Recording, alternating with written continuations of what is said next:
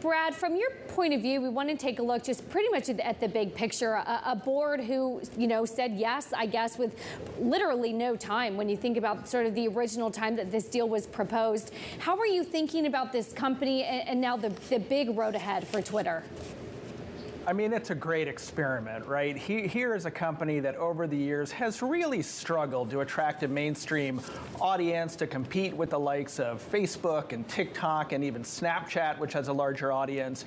It's always been roiled by a couple of factors: an inability to really execute on a product plan, just kind of partisan noise, and then, the introduction of a lot of bad actors onto Twitter.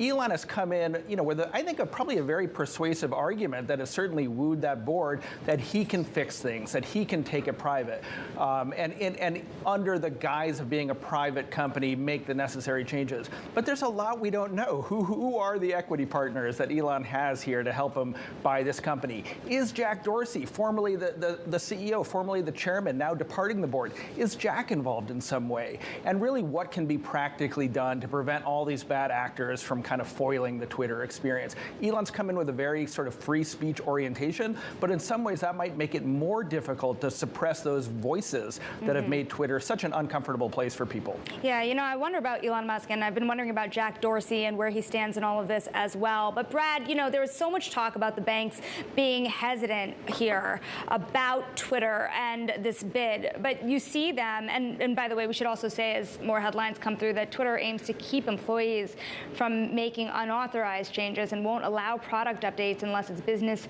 critical. There's going to be no changes to product through Friday. But when you're looking also here at just Elon Musk himself, is he a risky bet even, Brad, or is he one of the safest bets in the world given how much he's been able to do across so many companies?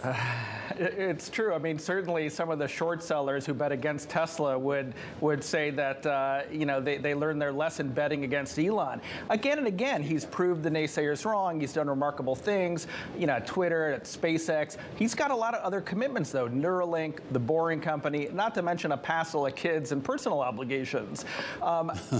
It remains. I don't know. The jury's out. I thought this was once. Yeah. Sorry. Go ahead. That's all right, Brad. I mean, I just got to interject here. I mean, we focus a lot on sort of the cult of personality around Elon Musk, and we know that's been a big driver behind valuations, at least public equity valuations in Tesla. And some would say it's been a big driver of some of the more tangible gains that he's made in terms of building out a car company effectively from scratch.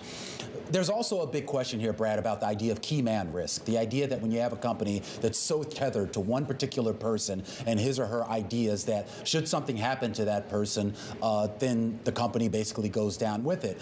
These questions have been raised about Tesla.